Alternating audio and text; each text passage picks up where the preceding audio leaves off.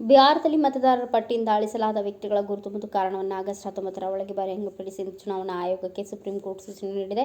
ಮತದಾರರ ಪಟ್ಟಿಯಿಂದ ತೆಗೆದುಹಾಕಲಾದ 65 ಲಕ್ಷ ಜನರ ಹೆಸರನ್ನು ಚುನಾವಣಾ ಆಯೋಗದ ವೆಬ್ಸೈಟ್ನಲ್ಲಿ ಅಳಿಸುವಿಕೆಗೆ ಕಾರಣದೊಂದಿಗೆ ಅಪ್ಲೋಡ್ ಮಾಡಬೇಕು ಎಂದು ಸುಪ್ರೀಂ ಕೋರ್ಟ್ ಹೇಳಿದೆ.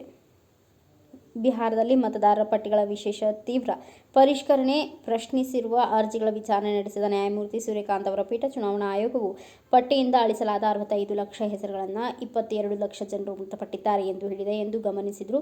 22 ಲಕ್ಷ ಜನರು ಮೃತಪಟ್ಟಿದ್ದರೆ ಅದನ್ನು ಬೂತ್ ಮಟ್ಟದಲ್ಲಿ ಏಕೆ ಬಹಿರಂಗಪಡಿಸಲಾಗಿಲ್ಲ ಎಂದು ಪ್ರಶ್ನಿಸಿದ್ದಾರೆ.